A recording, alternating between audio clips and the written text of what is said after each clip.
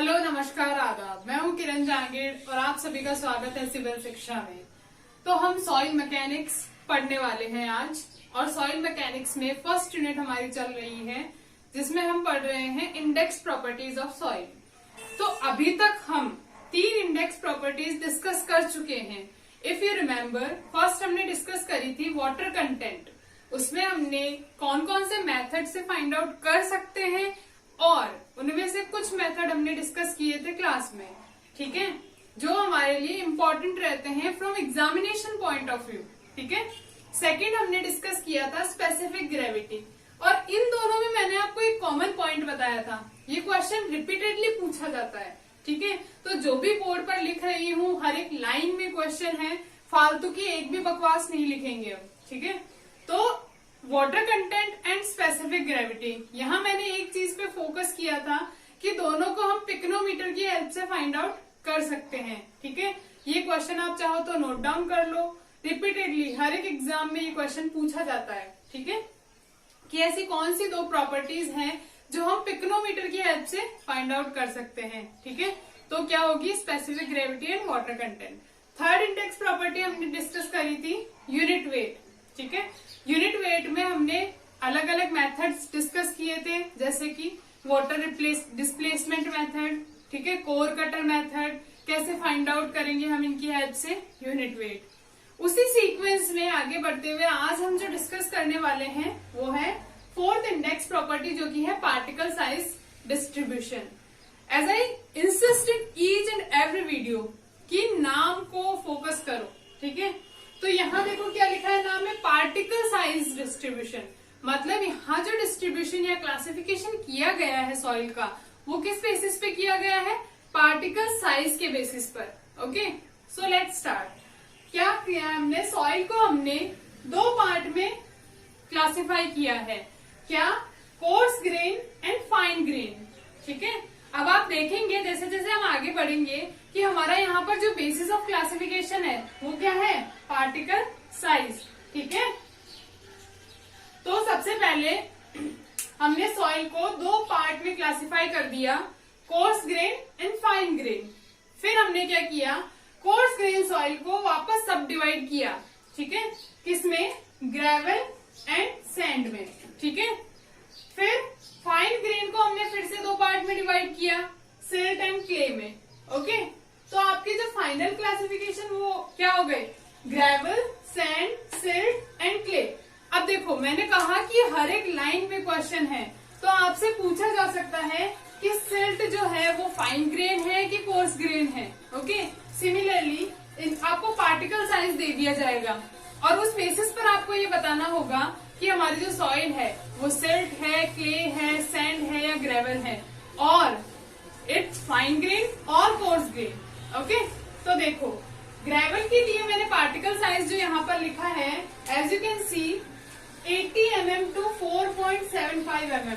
मतलब जो भी पार्टिकल साइज 80 mm से 4.75 mm के बीच में होगा उसको हम क्या बोलेंगे? Gravel. And gravel is a part of coarse grain, ठीक है। जैसे मैंने आपको बोला 40 mm पार्टिकल साइज है अगर हमारी सॉइल की, ठीक है, तो किस टाइप की सॉइल होगी? वो कोर्स ग्रेन में ग्रेवल होगा। ओके, आगे बढ़ते हैं सैंड। सैंड का पार्टिकल साइज मैंने यहाँ लिखा है 4.75 mm to 75 माइक्रोन। ओके, मतलब माइक्रोन का मतलब क्या है? इंटू 10⁻³ ओके, तो 4.75 mm से 75 माइक्रोन। 75 माइक्रोन का मतलब मैं आपको बता दूं 0.075 mm। ओके, तो यहाँ जो पार्टिकल साइज रेंज होगी, जैसे मैंने आपको बोला 2 mm आपका पार्टिकल साइज है सॉइल का, तो बताओ सॉइल किस टाइप की होगी? इफ आपको फाइन ग्रेन और कोर्स ग्रेन पूछा है तो किस टाइप की होगी? कोर्स ग्रेन, ठीक है। और अगर आपको पूछा है ग्रेवल है या सैंड है तो क्या होगी? सैंड।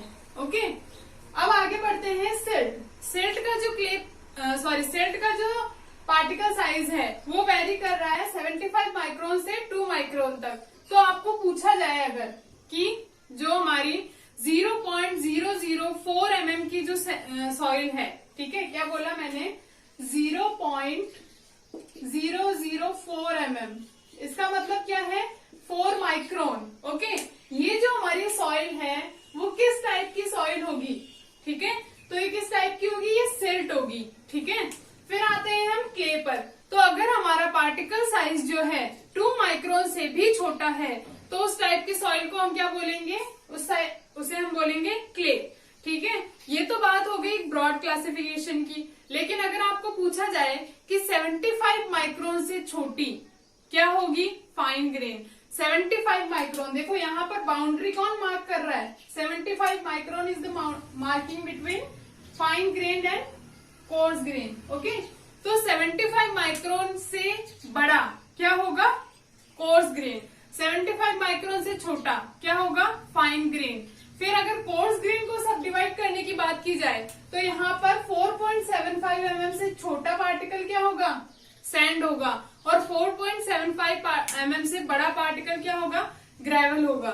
सिमिलरली बात करें अगर हम फाइन ग्रेन में सब डिवीजन की, तो 2 माइक्रोन से जो बड़ा पार्टिकल होगा वो क्या होगा हमारा, सिल्ट, और 2 माइक्रोन से जो छोटा पार्टिकल होगा वो क्या होगा, क्ले। तो हमने ये तो बड़े और छोटे की बात कर ले। व्हाट इफ कि हमारा पार्टिकल साइज जो है 75 माइक्रोन है, ठीक है, इक्वल है 75 माइक्रोन के। छोटे बड़े की बात तो कर ली कि बड़ा होगा तो वो कोर्स ग्रेन में चला जाएगा, छोटा होगा तो वो फाइन ग्रेन में चला जाएगा, ठीक है। लेकिन अगर बराबर हुआ तो क्या होगा, तो उसको हम क्लासिफाई करेंगे कोर्स ग्रेन। सिमिलरली अगर हमारा पार्टिकल साइज 4.75 के इक्वल है तो उसको हम ग्रेवल बोलेंगे, ठीक है।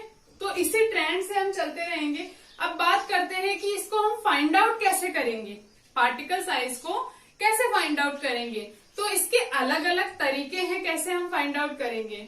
अगर हम बात करें कोर्स ग्रेन की, तो कोर्स ग्रेन के लिए हम क्या करेंगे, हम सीव एनालिसिस का यूज करेंगे।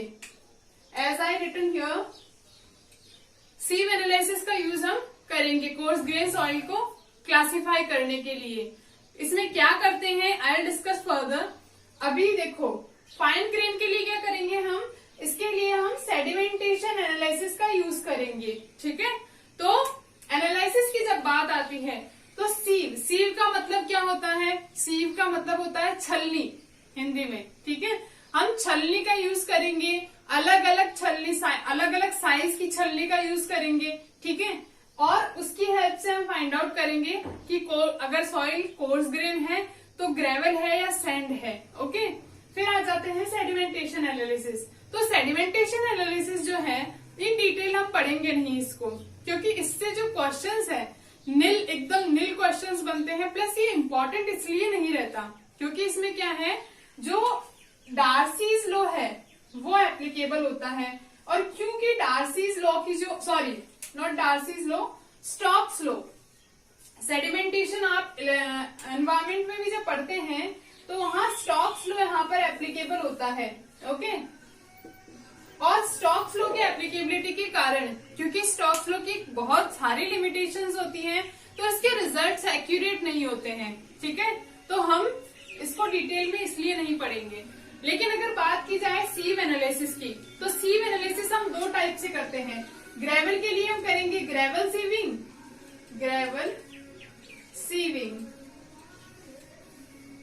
और सैंड के लिए हम करेंगे सैंड सीविंग।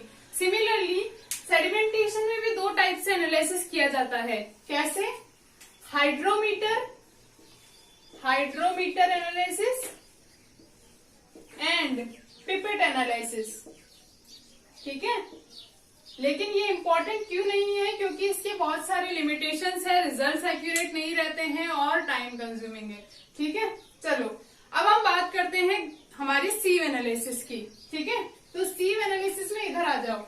सीव एनालिसिस में जो इम्पोर्टेंट पॉइंट रहते हैं मार्क करने लायक, जो पूछे जा सकते हैं, वो क्या है, एक तो सीव साइज, ठीक है, और एक है सीव नंबर।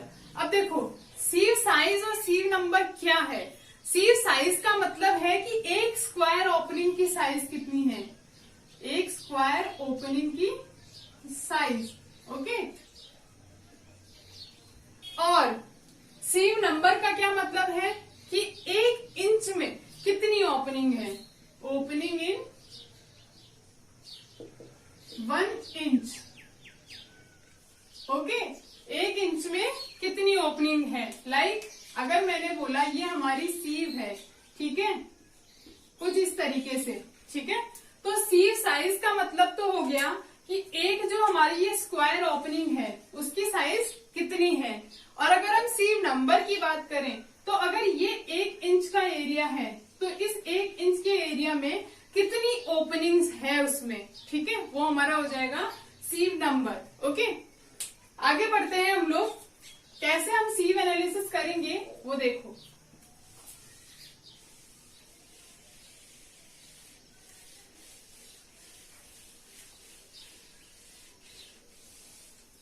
एज आई सेड कि हम ग्रेवल के लिए क्या यूज करेंगे, ग्रेवल सीविंग, ओके, और सैंड के लिए यूज करेंगे सैंड सीविंग। तो ग्रेवल की अगर हम बात करते हैं तो हम क्या लेंगे, हम बहुत सारी सीव्स लेंगे, छल्ली लेंगे बहुत सारी, ठीक है, अलग अलग साइज की, और उनको डिसेंडिंग ऑर्डर में क्या करेंगे, डिसेंडिंग ऑर्डर में उनको जमा देंगे। मतलब जो साइज है, सीव साइज, वो क्या करना चाहिए, रिड्यूस होना चाहिए नीचे जाते हुए, ठीक है। देखो क्या रहेगी यहाँ पर size, 80 mm, 40 mm, 20 mm, 10 mm और 4.75 mm, और सबसे नीचे रहेगा पेन, अगर इसमें से भी कुछ पास हो रहा है तो, ठीक है। इस तरीके से हमने सीव को क्या है, डिसेंडिंग ऑर्डर में जमा लिया है। अब हम क्या करेंगे, हम हमारा सॉइल सैंपल लेंगे, ठीक है, हमारा सॉइल सैंपल लेंगे, उसको हम यहाँ डालेंगे, उसका वेट हम लोग पहले से कैलकुलेट कर लेंगे। जैसे माना हमने 100 ग्राम सैंपल लिया, ठीक है, 100 ग्राम सैंपल लिया, फिर क्या किया हमने, सीविंग स्टार्ट करी। तो ये जो पूरा अरेंजमेंट है उसको एक मशीन पर रखा जाता है, ठीक है। अगर आपने कभी लेबोरेटरी में गए हो और एक्सपेरिमेंट किया है तो हम सीव्स को हाथ से लेकर यूं नहीं करेंगे, हमारे पास एक अरेंजमेंट होता है, एक मशीन होती है, ठीक है, जिससे हम सीविंग करेंगे। सीविंग करने के बाद हम क्या करेंगे, जो भी वेट यहाँ से पास हो रहा है और रिटेन हो रहा है नीचे, ठीक है, कितना कितना वेट यहाँ रिटेन हो रहा है वो हम नोट डाउन कर लेंगे, ठीक है। इसके बाद इसका यूटिलाइजेशन क्या है, इसका यूटिलाइजेशन ये है कि हम यहाँ से पता करेंगे, क्या पता करेंगे, परसेंटेज फाइनर। हमारा जो मेन एनालिसिस रहता है, मेन फोकस रहता है सीव एनालिसिस में, वो रहता है परसेंटेज फाइनर कैलकुलेट करना, ठीक है। और ये क्या होता है, ये होता है 100 minus percentage cumulative weight retained, percentage cumulative percentage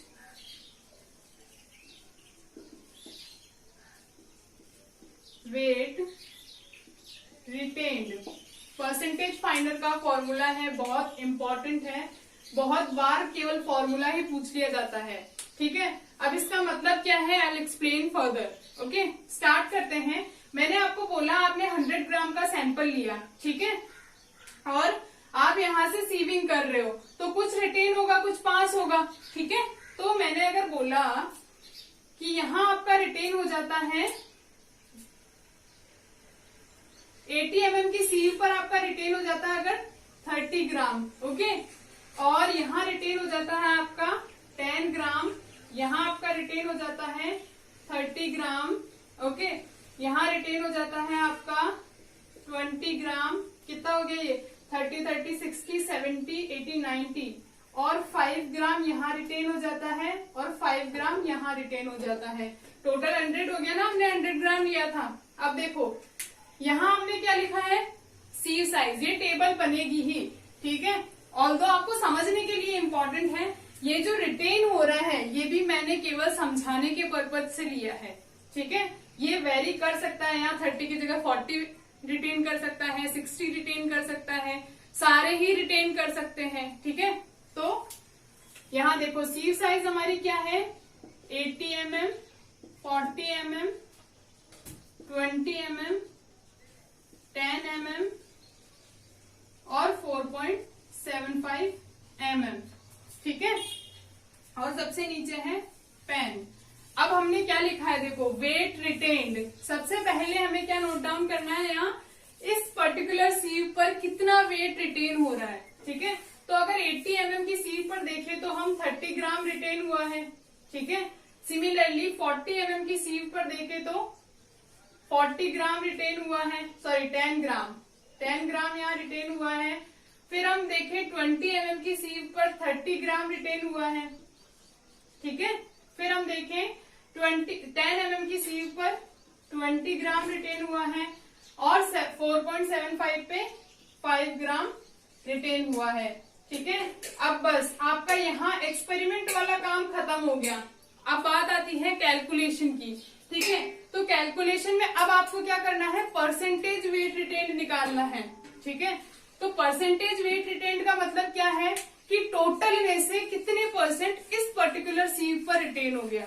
ठीक है, तो अगर हम 100 में से 30 ग्राम अगर 80 mm पर रिटेन हो रहा है तो वो 100 का कितने परसेंट हो गया, 30%। तो ये 30%, 10%, क्योंकि हमने 100 ग्राम लिया है सॉइल सैंपल, तो हमारी कैलकुलेशन थोड़ी इजी रहेगी। इस पर्पज से मैंने 100 ग्राम का सैंपल आपको एग्जाम्पल दिया है।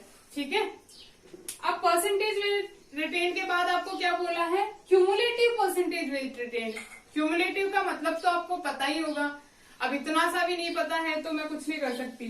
क्या करते हैं क्यूमुलेटिव में, जैसे जैसे हम नीचे जा रहे हैं ऊपर वाले को जोड़ते हैं। देखो यहाँ तो 30 है, यहाँ जाते हैं तो 40%। ठीक है, 40 + 30 70%, 70 + 20 90%, 90 + 5 95%। ठीक है, अब देखो ये हो गया हमारा क्यूमुलेटिव परसेंटेज वेट रिटेन्ड।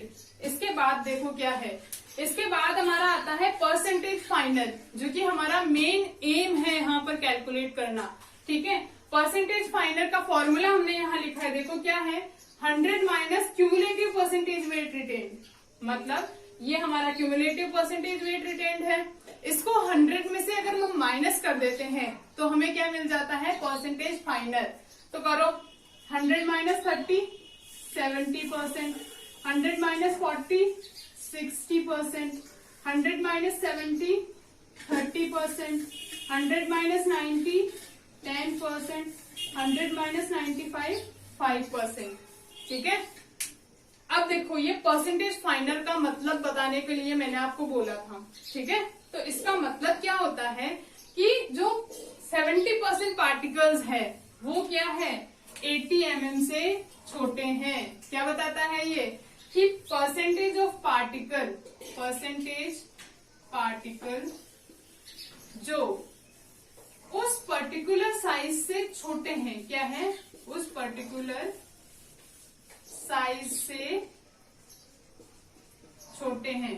ठीक है, अब देखो मैंने यहाँ बोला 70% परसेंटेज फाइनल है, तो इसका मतलब है कि जो 70% आउट ऑफ 100% पार्टिकल्स है उनकी साइज क्या है, 80 mm से कम है, इसलिए तो वो 80 mm की सीव से पास कर गए।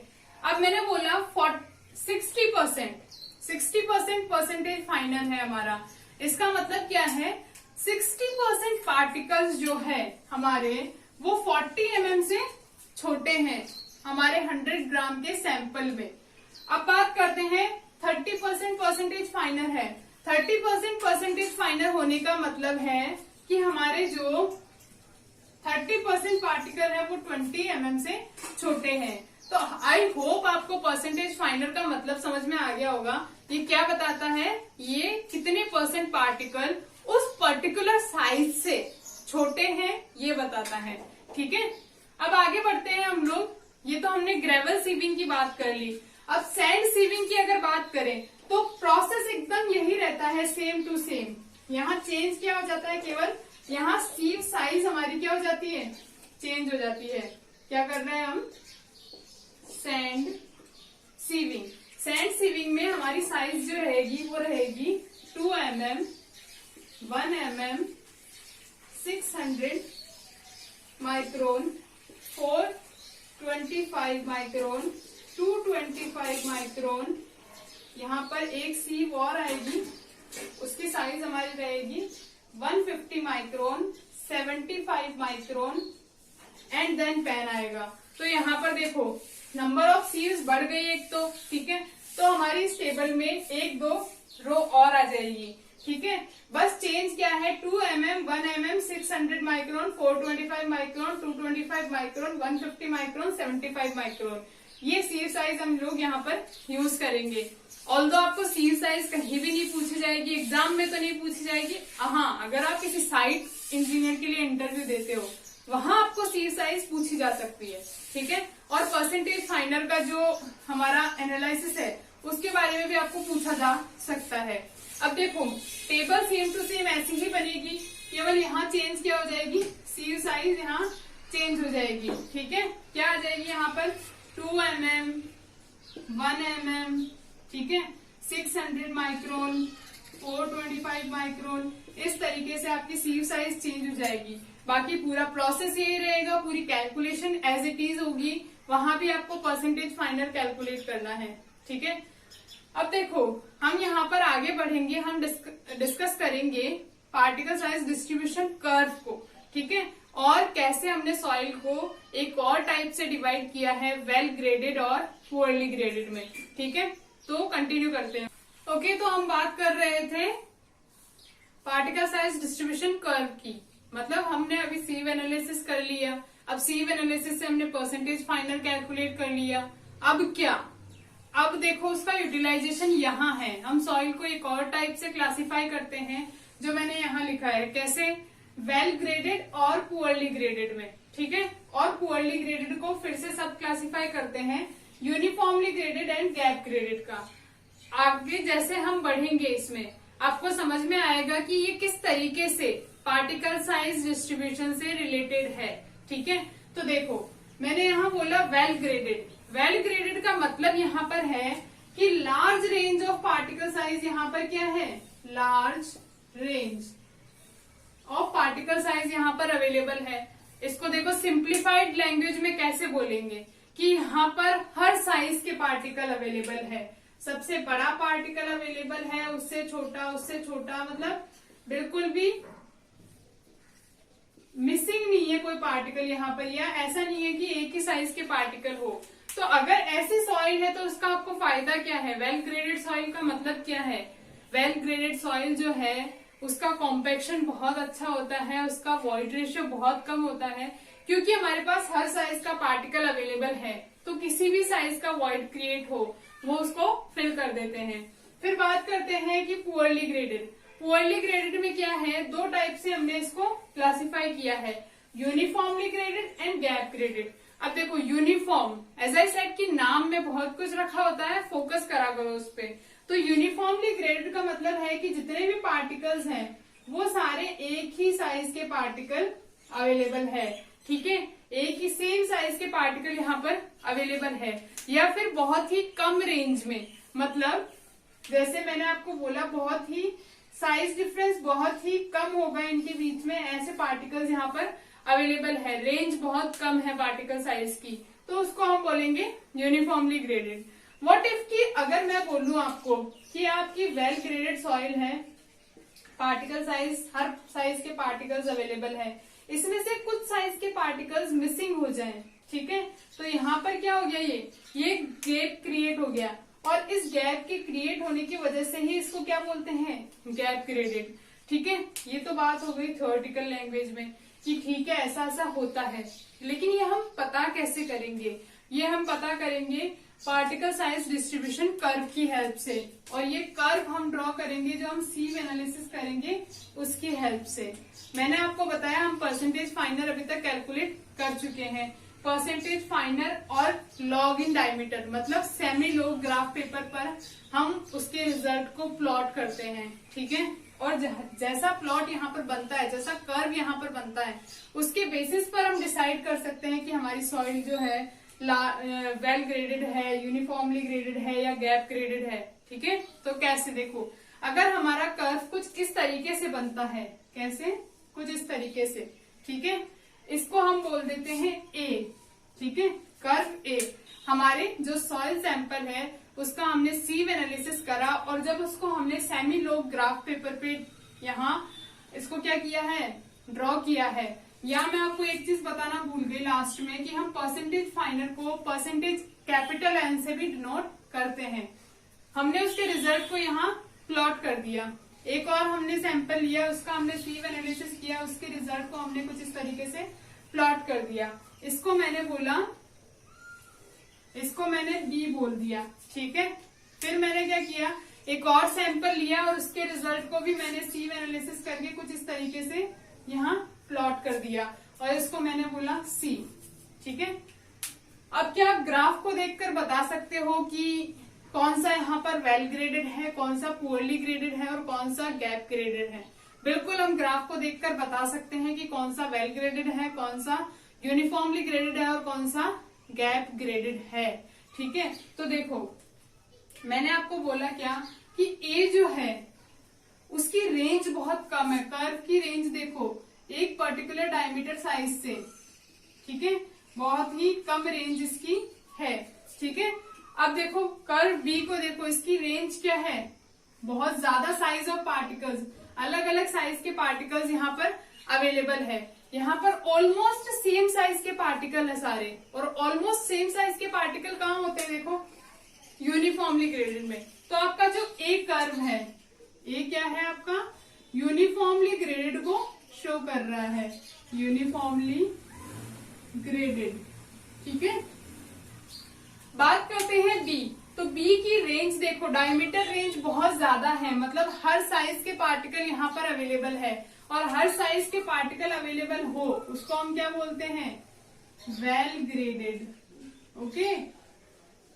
फिर आप सी समझ ही गए होंगे कि क्या है। देखो सी में इस साइज से इस साइज, मतलब यहां से लेकर यहां तक के पार्टिकल्स मिसिंग है। मिसिंग है मतलब कुछ पार्टिकल साइज रेंज अगर मिसिंग होती है तो उसको हम क्या बोलते हैं, उसको हम बोलते हैं गैप ग्रेडेड। तो हमारा सी जो कर्व है वो किसको शो कर रहा है, गैप ग्रेडेड को ये शो कर रहा है, ठीक है।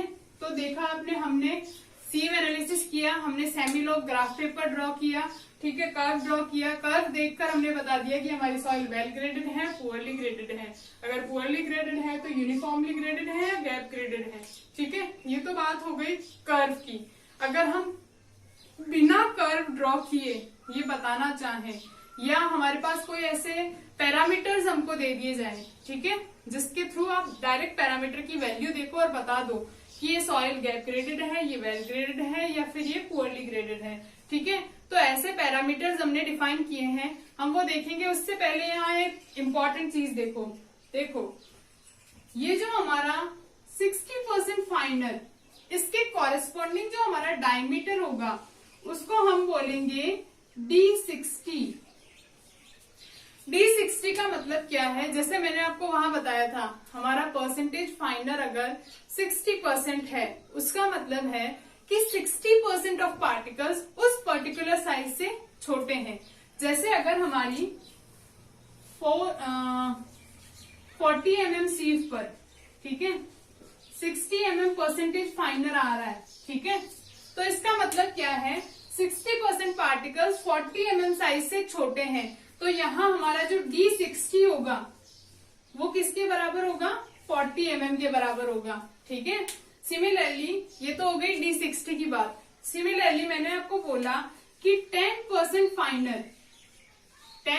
फाइनर पर जो हमारा डायमीटर आएगा उसको हम बोलेंगे D10। D10 मान लो हमारा आता है, जब हमने टेबल ड्रॉ करी थी उसमें देखो अगर आप, तो अराउंड हमने 4.75, देन उससे 4.75 पे हमारा 10% या 20% रिटेन कर रहा था। परसेंटेज फाइनर हमारा जहां भी 10% आता है, मान लो 20 mm सीव पर हमारा जो परसेंटेज फाइनर है वो 10% आ रहा है, ठीक है। एज आई सेड, तो वो D60 के बराबर अगर 60% वाला है तो 10% फाइनर बराबर D10। मतलब हमारा जो D10 होगा वो क्या रिप्रेजेंट कर रहा है कि 10% of the particles from the soil sample are smaller than this size और are finer than this size. तो हमारे 10% पार्टिकल 20 mm पार्टिकल साइज से छोटे हैं, तो D10 हमारा क्या हो जाएगा, 20 mm। इसी तरीके से हम D30 को डिफाइन करते हैं। सेम मतलब है इन तीनों का, ठीक है। क्या है D60 का मतलब क्या है, 60% ऑफ पार्टिकल इस साइज से छोटे हैं, इस C साइज से छोटे हैं, ठीक है, जो कि 40 mm है। सिमिलरली D10 का मतलब है हमारे 10% पार्टिकल इस साइज से 20 mm साइज से छोटे हैं। D10 को हम लोग और इफेक्टिव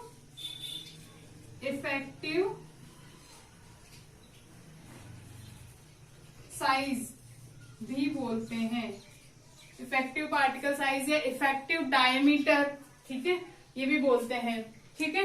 अब बात हो गई, हमने तीनों डायमीटर डिफाइन कर लिए।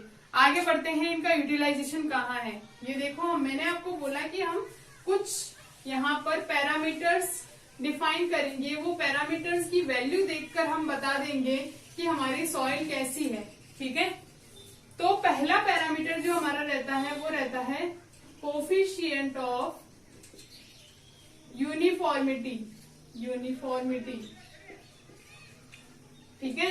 इसको डिनोट करते हैं हम CU से, ठीक है, और ये इक्वल होता है किसके, D60 बाय D10 के, ठीक है।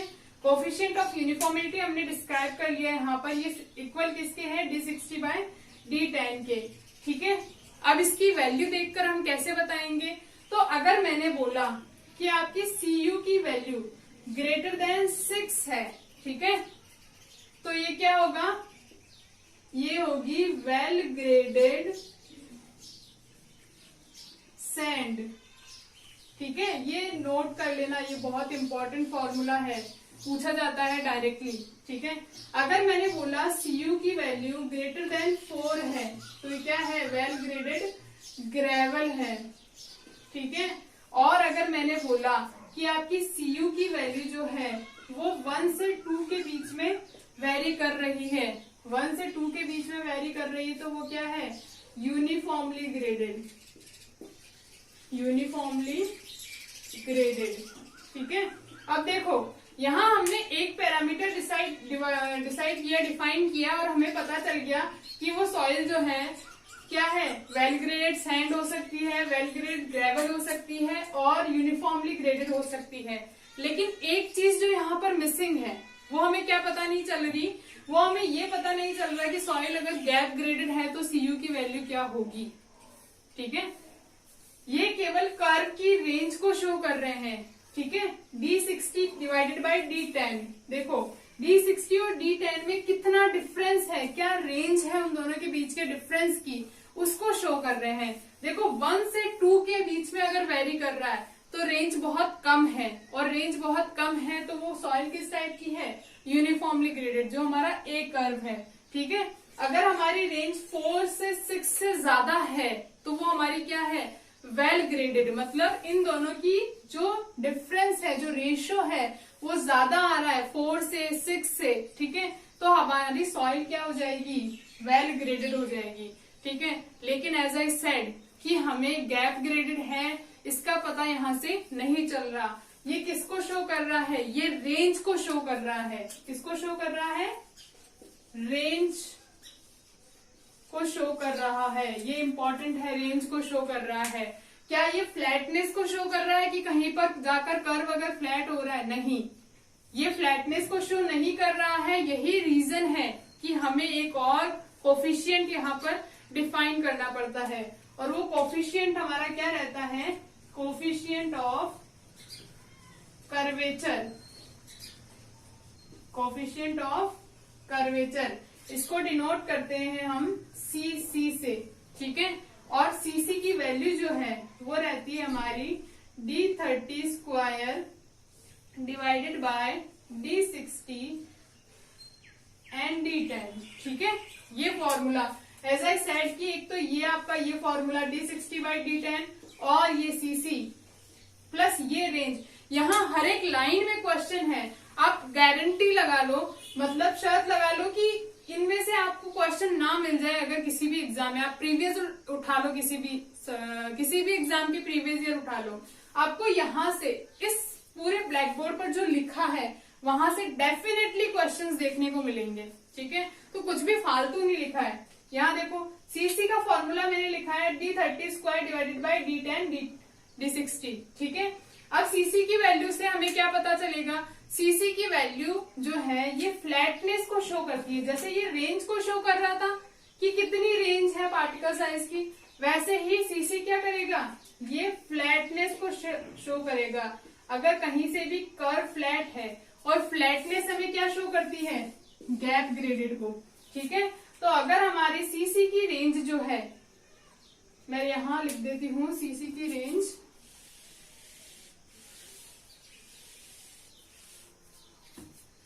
अगर हमारा सीसी जो है वो वेरी कर रहा है 1 से 3 के बीच में, ठीक है। रेंज बहुत ज्यादा इंपॉर्टेंट है, बिल्कुल नहीं भूलनी है आपको, ठीक है।